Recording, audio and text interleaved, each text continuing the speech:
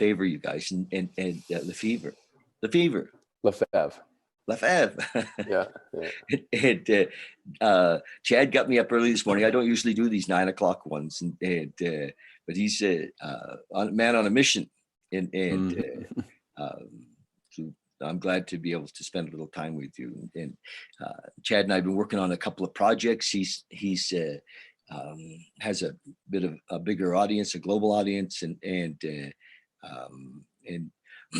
is helping people, I believe, carry their message, a message of love, a message of presence, and through his channel. And so I'm glad to have you here and this morning and to share with us a bit about what's happening for you in your world. Well, thanks for the opportunity this morning. Now, when I met Chad came in my store about a year ago, and we just, like, in 3 minutes, we were deep into the conversation of, being present and all the great teachers, and we clicked, and Chad, I thought, gosh, what's this guy doing in Calgary? And he is I think you live part-time or have lived part-time in LA and New York, but you've got kids in Calgary, and yeah. So your dad duties are here, and they're here right now. Yeah. Your dad duties. But who knows where I'll end up, though. I'm a little bit of a nomad that way. So. Yeah. Good for you. So, but we're glad you're here, and so you're a little like the rest of us. You're hunkered down at home. I'm wearing my office best, as you can see right now. I was talking to someone the other day, and they were saying that the dress code has completely changed now because of the situation. If you actually even wear a shirt with buttons, that's the equivalent of a tuxedo or like a full suit or something like that. Most people are in ball caps and sweat tops, so I thought I might as well go with the trend. Although, admittedly, I prefer to dress down most of the time anyway. So, well, I'm in my, I call it my smoking jacket, but there's days I don't get dressed. Yeah. I've got. And showering is optional, right? It is, yeah. These days, it's a new world. So, isn't this what everyone always dreamed of, David? Oh, if I could only stay home and not have to get out of bed and get out of my pajamas. Got your wish. I guess that's true. That we have, and I mean, I feel really fortunate. I have a beautiful home that I share with some fellas. We're all.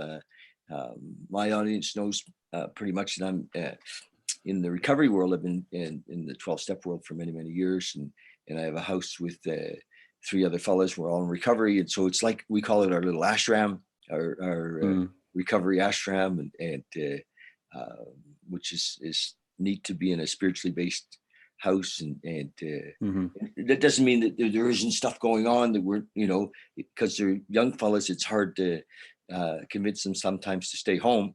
But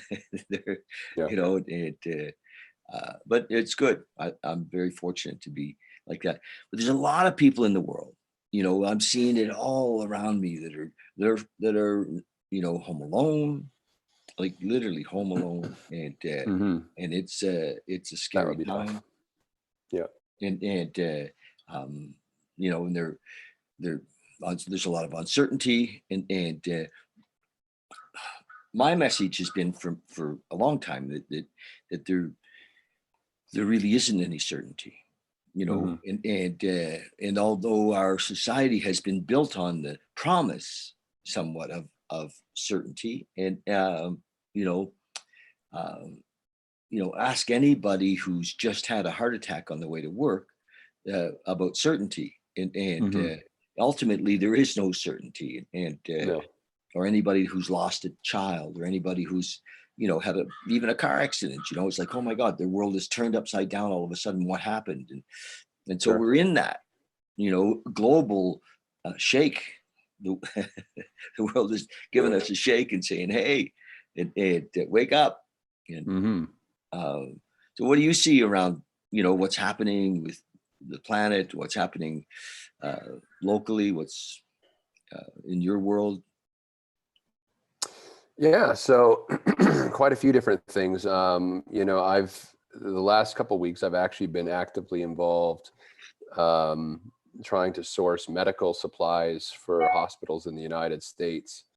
And so I've had the opportunity to chat with a lot of, um, medical product buyers, hospital CEOs, administrators, and really get a sense of what's going on the ground, at least in the US.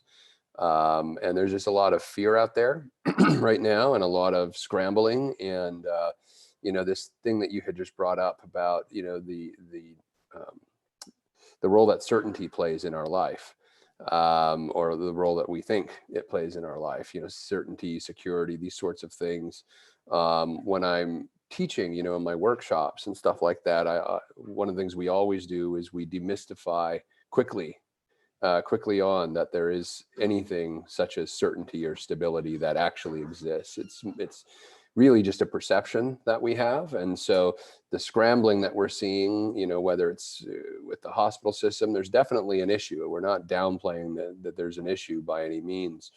But what's largely happened here is the perception of safety, security, certainty that we can get I guess, drawn into believing that it's actually a thing. It doesn't take much to fracture that. And so what I've been teaching people and talking to people about is helping them to get that all of what they experience as life, as their life is and their interpretation of it is largely and only a perception. The notion of stability, the notion of security, the notion of certainty, are basically because we have architected a life that the variables don't change very much. And that gives us the perception that there's certainty out there and predictability, and we can count on things.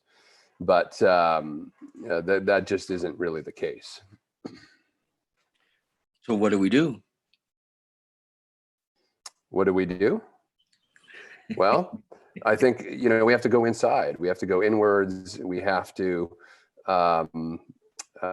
so when I work with our workshop participants and the clients that I work with, we teach a series of different skills around self-mastery, mind mastery, and emotional sobriety, which is something that anyone who's been through a 12-step program knows very well, the importance of that, right? And our brain constantly seeks, it's just the way our brain works from a neuroscience standpoint. Our brain constantly seeks security and predictability. So we tell ourselves a story about how we're secure, how we're safe, because we are in control, or we think we are in control of the variables of our life. I get into this conversation a lot. I mean, I'm an entrepreneur, so I don't have any so-called job security, but the reality is nobody really does, right? I mean, as we've seen, so many people now are not for any fault of their own. That's not like they've done a bad job or anything, but they're out of a job, right? And so I sit back and I look at that and I'm like, well, what's the difference between an entrepreneur who has to constantly be in the present moment, taking care of the things they need to be taken care of, versus relying on a job? I used to have a job. I know what that's like, right? You have a job, it's sort of a thing you put out of your mind. You don't have to think about it anymore.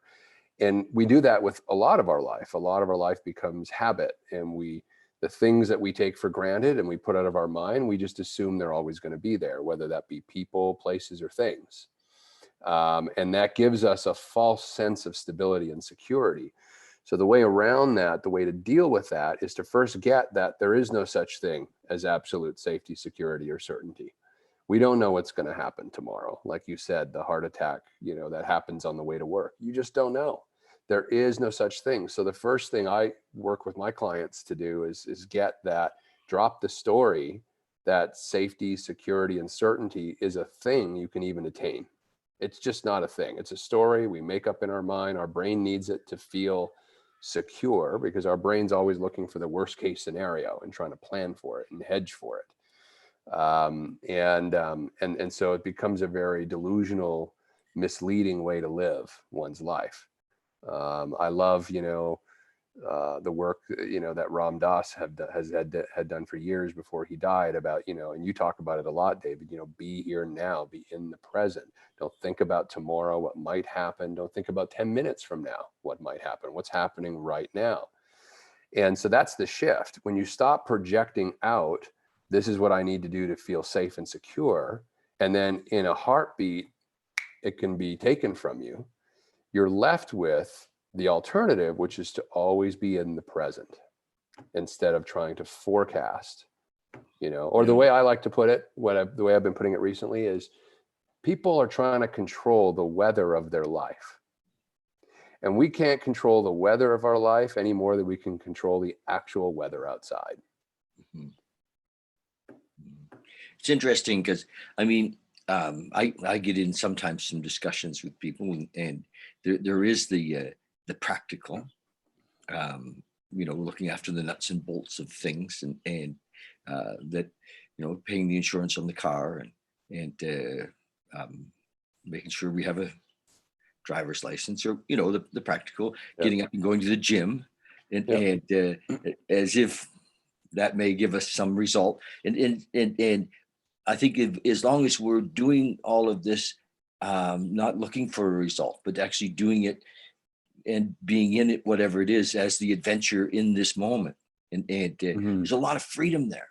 There's an immense amount of freedom, and it's a bit difficult, and it's taken, I can only say this from experience, it to discern from the mind and the moment, and having had the experience of the moment, and the brilliance of the moment, the amazingness of now, I'm able to see now the screen of the mind. So when it comes up, and it still comes up, I used to think that once you had this amazing experience, that the rest, from then on, it was clear sailing. Right. Yeah. And not so. There seems to be layers and layers of it. Sometimes I think, my gosh, I must have, my I call it my I call it my sick mind, because it's always, there, and so I can watch it now, though. I mean, I literally can watch it, and it comes up, and it says this, and it says that. It's the fucking thing never shuts up, and but I can see it. And it's beautiful to be able to watch, and not have to respond, not have to do anything. Just, sometimes it makes me laugh. I'm in the shower, and it's making up scenarios about, so I share this because I think people can relate to that, and when we get to that place where we say, "Oh, you mean that's really not me?" No, and it's not. That's just, the mechanism, the tool we came onto the planet with. It's an amazing tool. Without it, we wouldn't be able to tie our shoelaces, and Sure. in some way, I mean, maybe we would, but so the trouble with the tool is it's always looking for danger. Yeah. It's always looking for impending doom and calamity, and that's where the beautiful thing about now is that now, in a sense of what's happening on the globe right now, is that this is a beautiful time to share with people that they don't have to live in that fear, or in that world of the mind, and they don't have to meditate for 20 years to find their way to the now, to the power of now, to the it's here. It's so just, we're there. If you've ever watched a glass of soda water, what does it do? It bubbles, right? Yes. It just bubbles and bubbles and bubbles. That's what it does. And you can watch a bubble go from the bottom all the way to the top. It's a metaphor for the way our brain is, right? These thoughts just bubble up to our consciousness, and our brain thinks just like our heart beats. It's just what it does. It doesn't mean we have to do anything with what the brain is thinking. It's just what it does. No. Interesting thing about fear, though, is that if we don't pay a lot of attention to it, or we become aware or conscious in each moment as fear comes up, as we become conscious, oh, look, there's fear, and fear when it comes up also in the body, like it creates an emotion, or it creates a feeling in Sure. the body, and we see it and we go, oh, look, there I am. There's Mhm. fear. There's, and it'll start to dissipate Yeah. when Yeah. we acknowledge it. We say, oh, there you are. I see Yeah. you. That's actually a story you're telling. That's not true. Yeah. Yeah. Uh-huh. Because in this moment, there's nothing but, you know, me in this bedroom having a cup of coffee, talking to you. This is it. Right. And Yeah. so, but, and bringing people back to that, of course, one way is to come back is through the breath. Mhm. You know,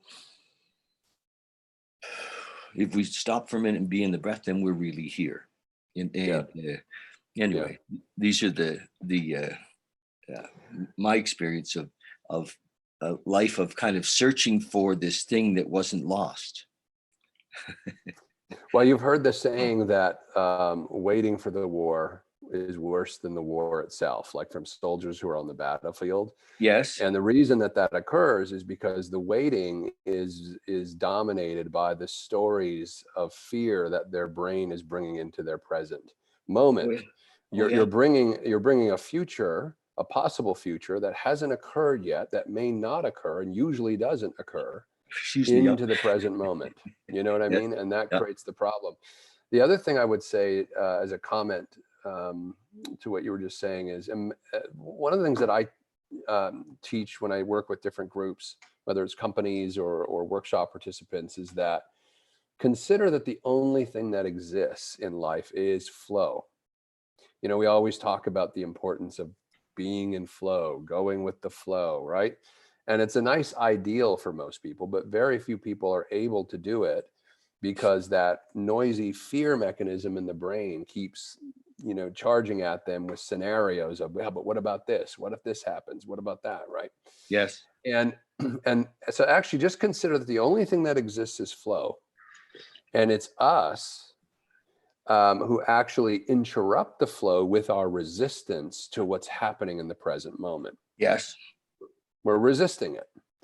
And so in that resistance, then all this fear and negative emotion starts to churn, and if we just learn to not resist what's happening is happening. What you make it mean about you or the story you tell about it, that's entirely a perception. It's not real. Yes. Because you and I are experiencing the same thing, and the world is experiencing the same thing right now, So but there are many different perspectives. that point that you just made about the meaning, I think Yeah. that's important for people to realize that our mind is a meaning making machine, Yeah. and it's always assessing judgment or meaning or on everything. And Yeah. like somebody's just posted, what are they talking about? Sounds like common sense. And so Right. he's saying, oh, okay, his mind wants to know. And so he's found a slot to put it in. Sounds like common sense. And I Right. said, I just messaged back, yes, because it does fit in the common sense category. But yeah, I like what you said, and just wanted to bring awareness to the thing that our mind is always creating meaning. It's a Yeah. crazy sometimes meaning making machine. And Mhm. for me, one of the first points in awakening was that I couldn't trust my mind, Right.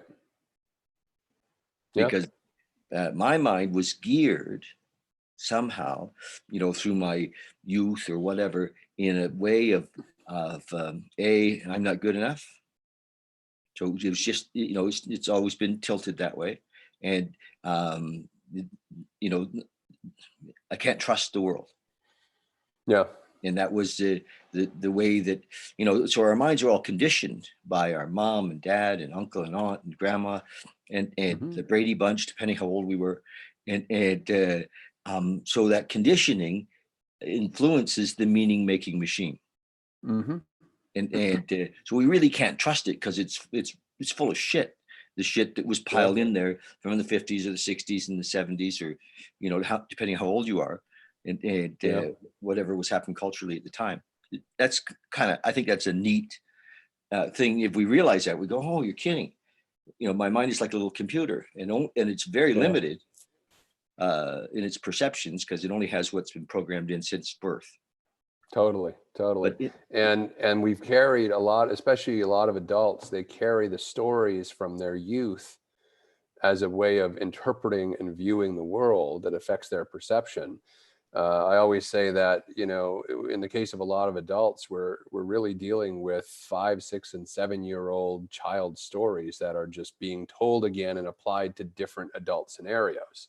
and the only way out And of that is to be here now.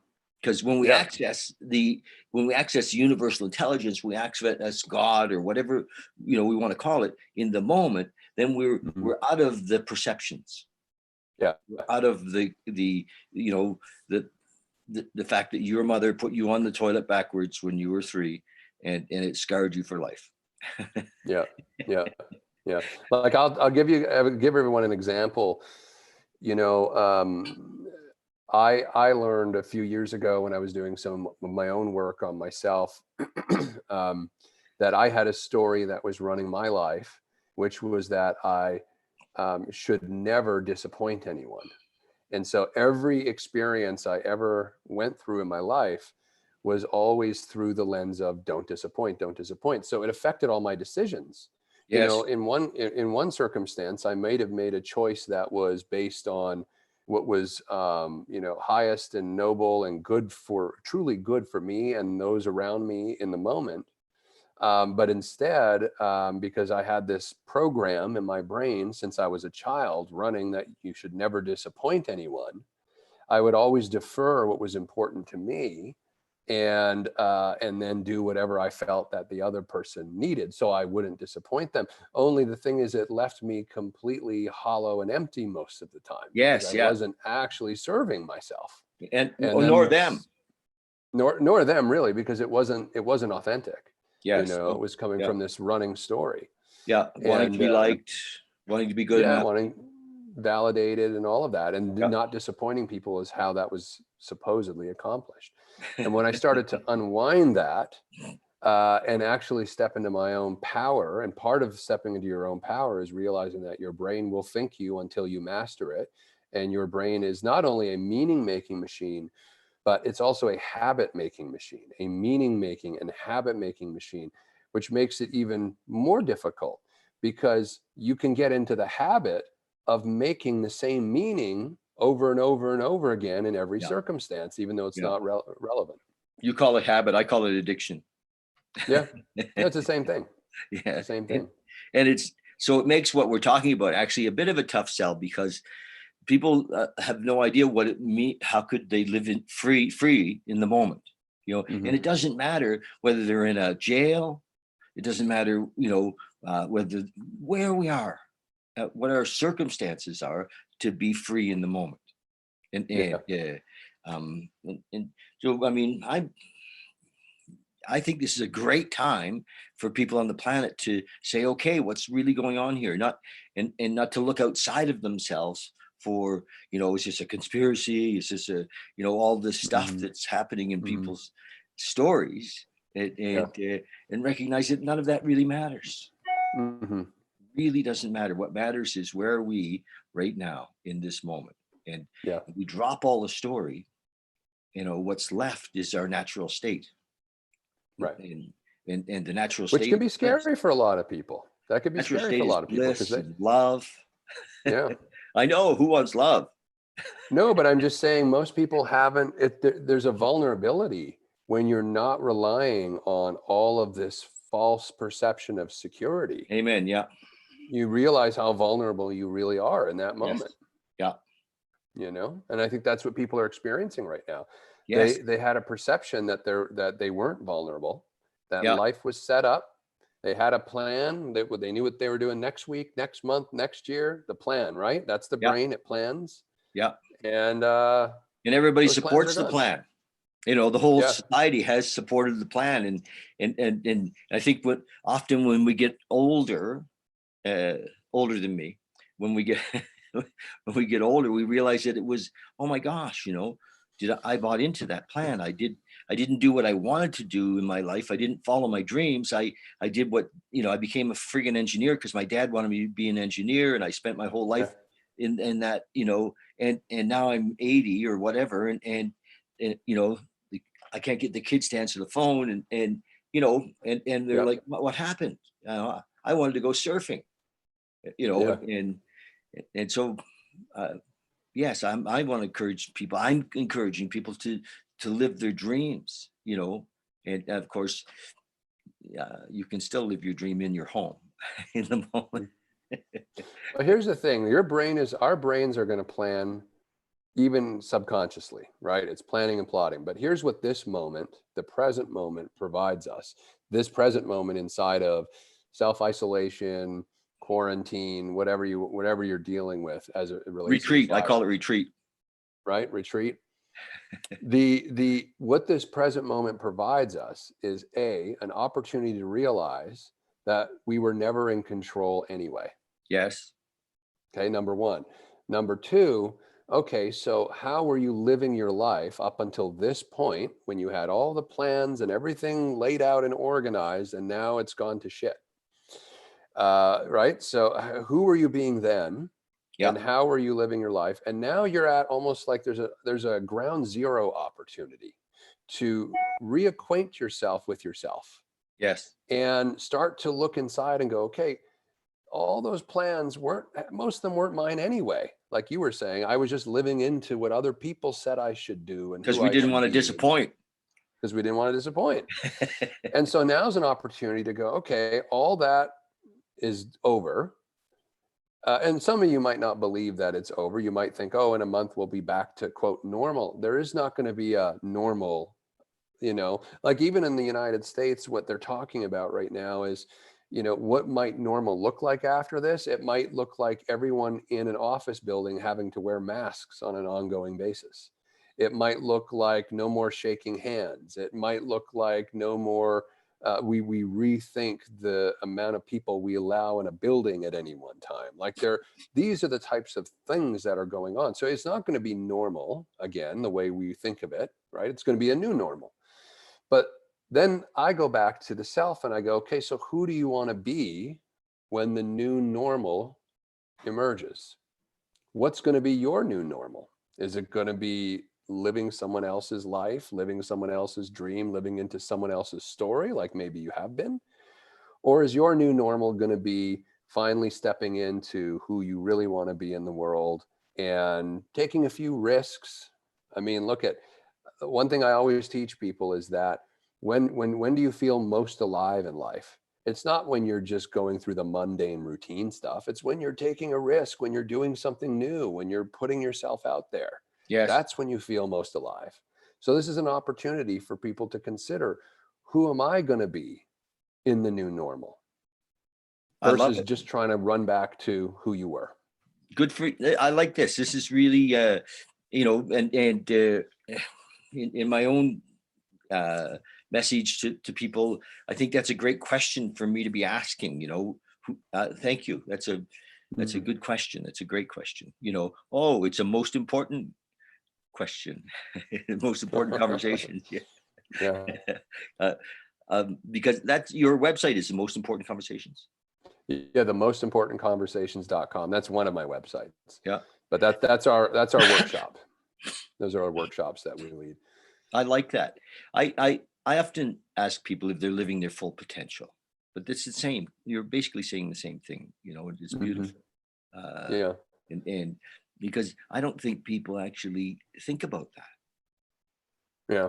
You know, Well, and also inside of fear, instead of us sucking up and vacuuming up the fear that's out there, because there's a lot of it out there right now, another way to approach this from being in the present moment is to ask yourself, what is this good for? Because you know what, things are not absolutely evil or bad or absolutely good. I mean, there's a blend, right? And so there's actually good that can come out of this situation and oh, for is sure. coming out of this Yeah. situation.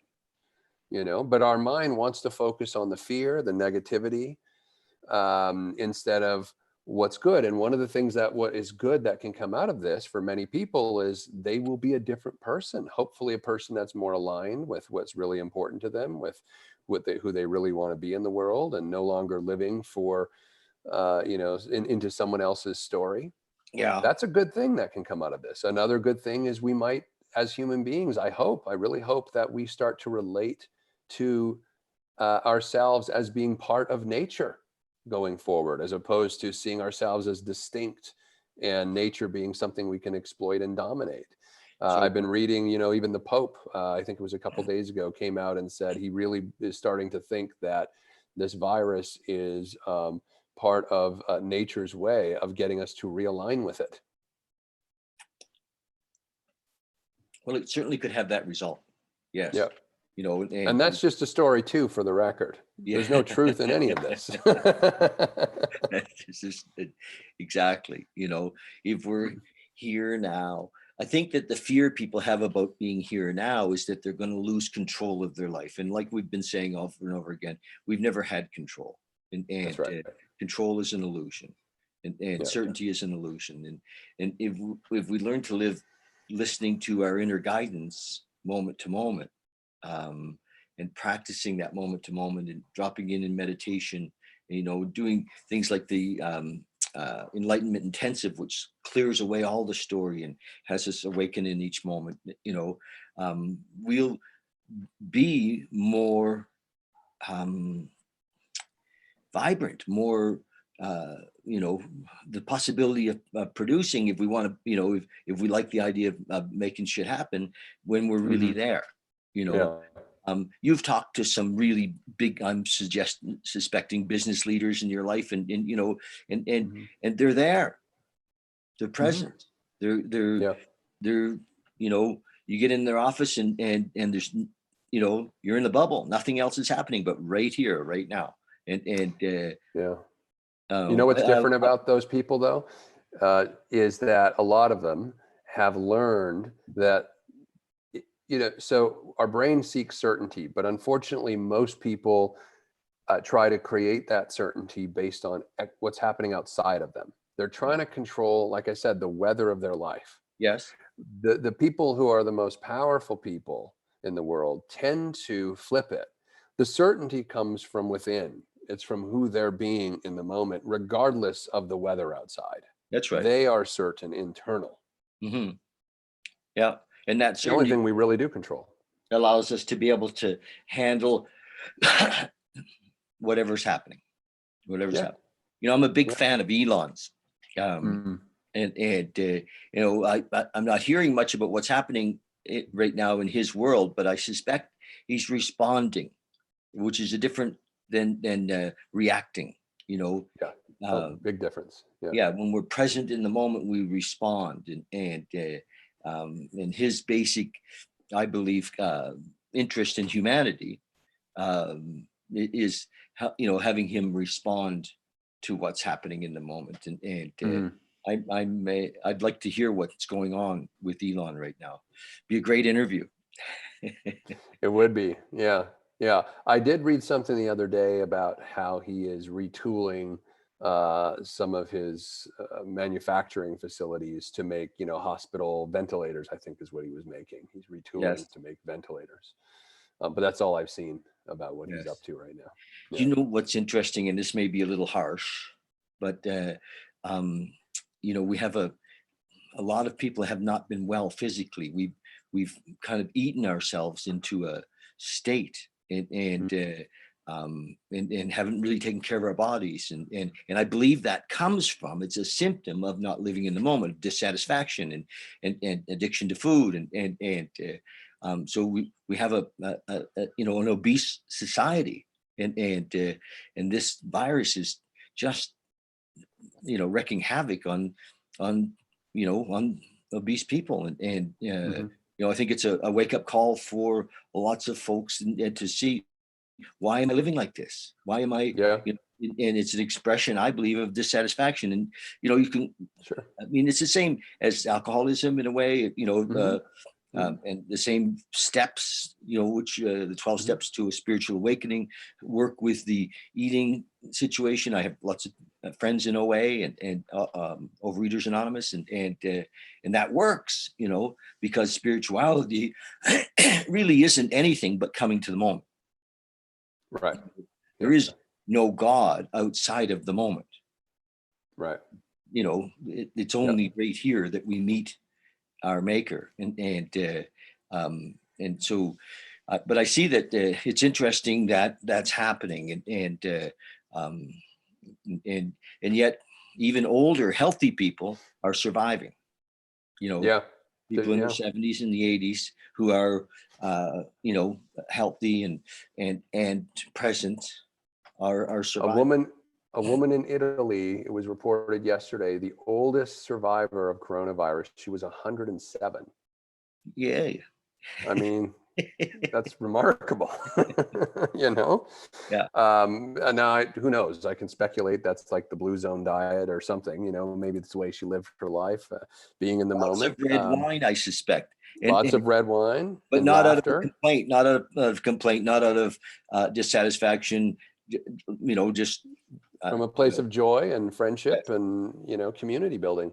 yes, Yeah, no, it's you talk about the health problems that we have. So in terms of people overeating to escape, which usually is all based in fear as well, right? It's a way to numb out and disappear the fear.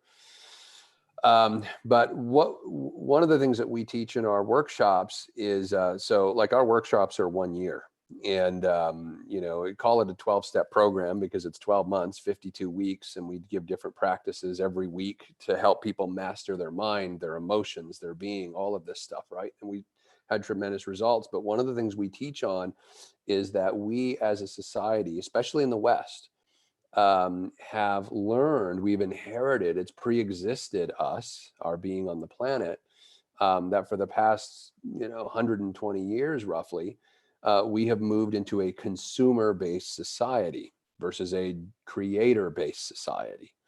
And so we even refer to ourselves, if around the holiday time, what do they say? Consumer spending is up or down. We don't even relate to ourselves as human beings anymore. We're consumers. hmm Right? Like we've totally lost our identity as a human being in the West. And hmm we've now been relegated to an ingredient or a variable of the economy. And what is that variable? A consumer. yes. And if we're, it was like when 9/11 happened, what was the first advice George W. Bush gave the country? Go shopping, right? I mean, that's what he said. He told everyone to go shopping. Yes. So this is important though, because it relates to what you're talking about. When you're overeating, you're consuming life. You're not, like food is supposed to be sustenance to give us energy to go do and be something that is aligned with the present moment and who we're being and what our, deepest aligned intention is for our life. But most Yes. people aren't that present and focused. They're just trying to get through the motions of the day. And we've been taught that how we do that is we consume life, whether that's in the form of food, entertainment, time, each other's company. We're not present. We're consuming each other and we're consuming all of life. And that wears you down as a human being. That's not the way we were designed to actually be. No. And this, I guess the story is that, that things are going to be better tomorrow. And this is it, and we Yeah. can see that, then we can feel what's happening, be in this moment, feel what's happening in our body, not try to numb it out with cocaine, or numb it out with alcohol or food or sex or whatever. And TV, video games. I mean, you name it. You name it. shopping. Everything's an addiction. I know. So we breathe, be here now, and then we evolve into our full potential. I have Yeah. friends. I have a buddy in recovery that's just brilliant.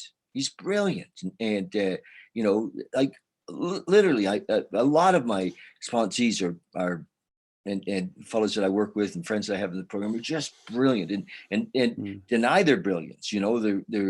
They're gifts. We all have gifts, and your gift is to be able to pull people together. And so I think as we live in the moment, we just get better at what we love. Sure. We get better at what we love. We do. We become a Kobe Bryant. In basketball. When a star like that is on the court, he's present. Yeah. He's there, Hmm.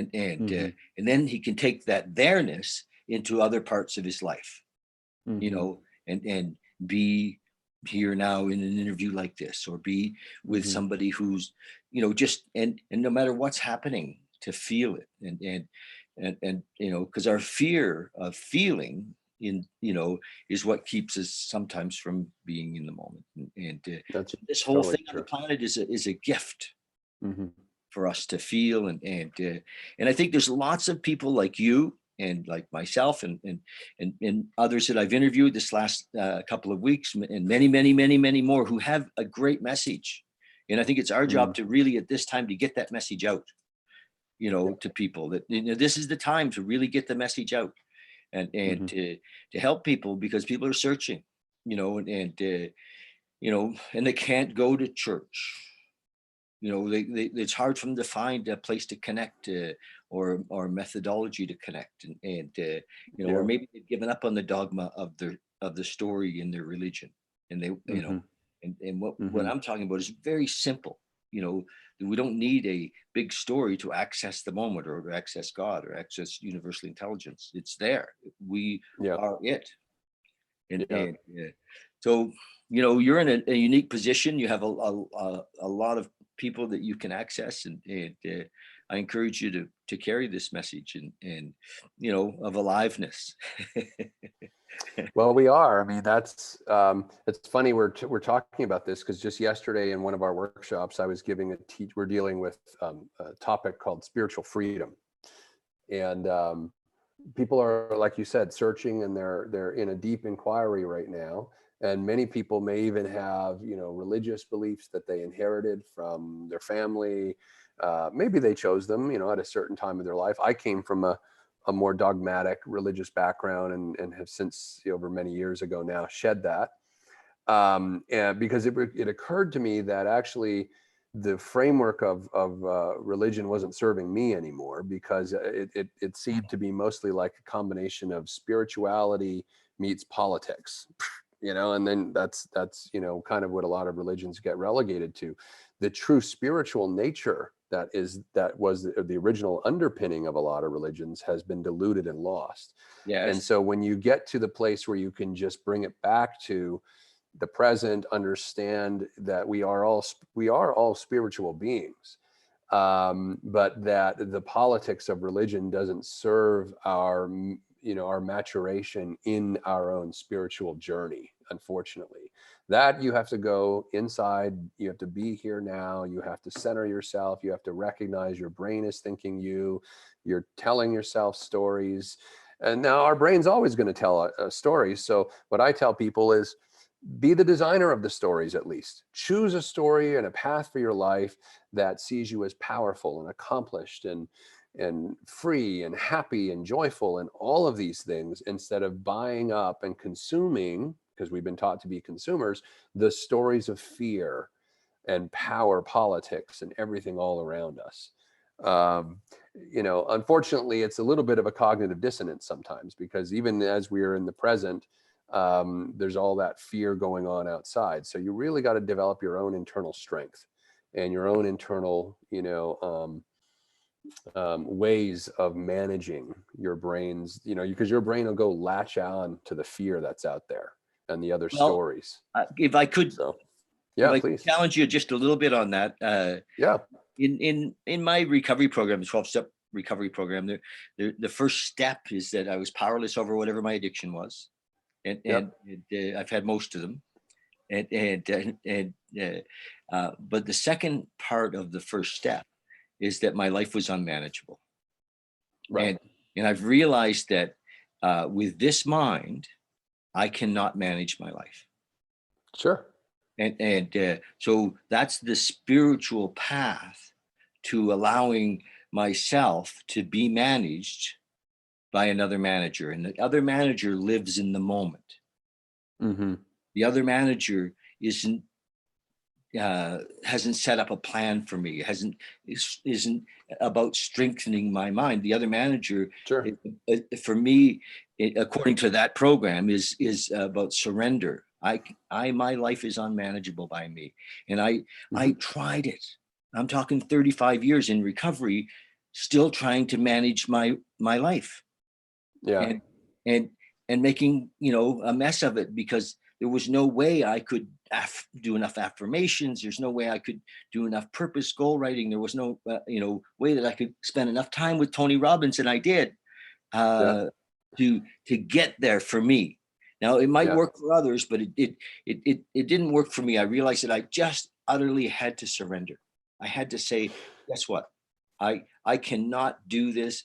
The only way I can do it is to be here now and tap into that power in this moment, or I'm fucked. Hmm. I'm literally in my mind, and my mind is full of boogeymen. My mind is full of, it's a maze. It really is. It's Yeah. a labyrinth, and it's an illusion that I can fix it. I can't. Yeah. Yeah. I can't have a powerful enough purpose for me Yeah. to hold me, in the times of when the mind, in the middle of the night says, "You're no good. Who do you think you are? What do Hmm. you think you're doing?" And that, I know that seems like an immature, and maybe I've always just been immature, and that maturity is connecting with the moment. Yeah. That real mature people are present with God, and they, Hmm. and then I can live in my full potential. I can then have something to give you. Otherwise, I wasn't giving anything. I was looking at what was in it for me. Yeah. Always, how can I get? Yeah. And so um, it took me a long time to get the first Hmm. step. Yeah. No, I get it. I get it. Very Yeah. some years in recovery. Yeah, no, I get it. One of the ways I look at it is there's this dichotomy we exist in, which is surrender versus attachment. And we very easily unconsciously become attached to things around us, Oh, right? I mean, we become attached to how life is supposed to go, our plans, our stories, the things we expectation. own, Yeah, the people in our life. We become how we should attached to all be. this. Yeah, yeah. And so I agree with you. The role of surrender is a practice. Actually, it's not easily come by because Oh, our brain will always want to attach to the next thing, right? mhm. You're constantly having to let go.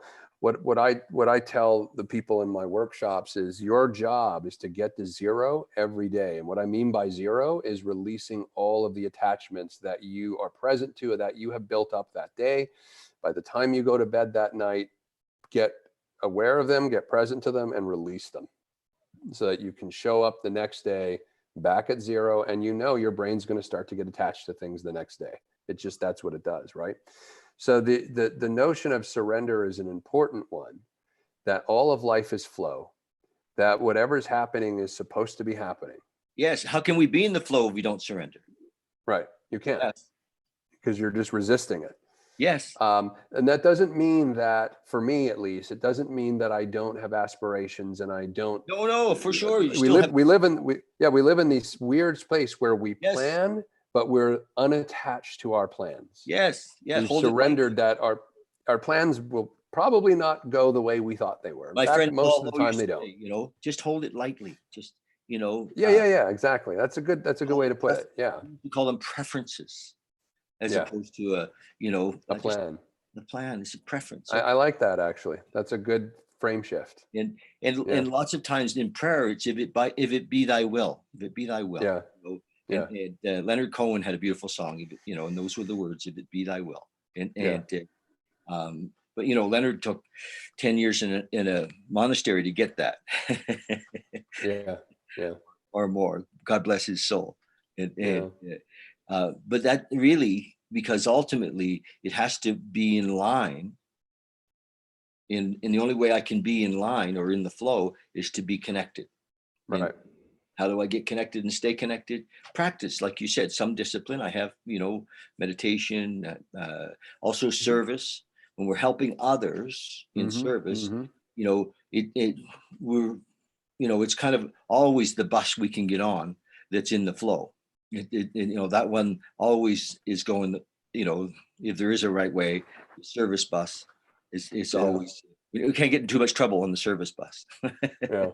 We're Yeah. helping others. We it's amazing. I'm glad that you brought that up, because it's amazing the power of taking action, and especially if that action is in the service of someone else. Yeah. You are brought immediately into the present moment. You're not thinking about your own problems. You're not consuming life. You can't do those two things at the same time. You Because can't that's be in love. service. We're Yeah. in love, and love is an action word. And love is, when we're in love, we're in, in the moment. We're here because God Yeah. is love. Because Yeah. this, um, so, and I think that what a great segue to finish with, that if we're going to encourage people to, that are on the planet right now, let's encourage them to help their neighbors. Let's Mhm. encourage them to get on the phone and call their family. Let's encourage Mhm. them to reach out to share love, to say, hey, how you doing? And Yeah. we've all got, huge contact lists on our phone. Call people we haven't talked to, and It's a great time. yeah, well, just thinking about you, and that's service, that's love. And for somebody to get a phone call, we don't know. There's people sitting in their little apartments and the phone hasn't rang in 2 days. and Yeah. and, and so it's so easy to be in service right now. And then when we're in service, we're in the flow. We're all that accesses the moment. When we pick up the phone, not wanting to get anything, but just wanted to give love. And Yeah. um, a beautiful way, isn't it, to fear is gone. Then there's Yeah. no fear. We can't go wrong in that field. Anyway, Yeah. I thank you. No, thank you. We're at a little bit after 10, and I'm cognizant that you have a schedule. And is there anything you want to share before we go? Um, I would just say that for people, especially since we started the conversation about fear, that recognize that if you're experiencing emotions of fear, get present to what you're doing at the moment where the fear's coming up. Fear really gets a grip on us when we sit there in it and we ruminate on it and we just let our mind take us. And, getting into action and being of service to your family, even to yourself, to your friends, to your neighbors. How can you be of service to yourself? Like we talked about health, go outside and walk. Start to reevaluate what you're eating, what you spend your time doing. Use this time as an opportunity to reconsider what's really valuable and important to you in your life. And it's usually going to be the people and the time we spend with them. And a lot of us have gotten so busy with trying to consume life and live into this story that pre-existed us that we've lost ourselves in many ways. And I think that this is what a great opportunity, to actually take a step back and give consideration to who do I really want to be in the new normal? Who is the new me going to be in the new normal? Or is it just going to be business as usual? Like you were saying, this is a gift. When was the last time you were told to go to your room and don't come out? It's like I was joking last week. I said, uh-oh, the planet sent us all to our room to think about how we've been misbehaving, right? We've been sent to our room. Yeah. When was the last time you were told not to go to work and, sit at home? It's just like, sure, I get that there's stresses, there's financial stresses, there's fear about, getting sick that people have, but all of that is a story about what might happen. And we have no idea what's really going to happen. But what we do control is who we're being from moment to moment and who we intend to be when this new normal emerges. So I guess my only thing I would say is people get in action around something, Yeah. And you'll find that you'll be pulled into the present moment much more rapidly if you do that. Yeah. Great. Chad, thank you Yeah. for coming in, and we'll put on this, your website and Facebook pages and Sure. stuff so people can find you. And you've got people that you're working with all over North America, and probably some out of North America as well. So Yep. yeah, thanks very much for your time, and love the work that you're doing, and everybody look for Chad and I to be doing some things together in the future. We've got We are. Yeah. It's We happening. are. I'll be interviewing you on my show that I'm pulling together right now as well. So Well, that'll be fun. I look forward to that. yeah. So love you and thanks. So No, thank you for the opportunity. It's great. we'll talk soon. Okay, you got it. Bye. Bye-bye.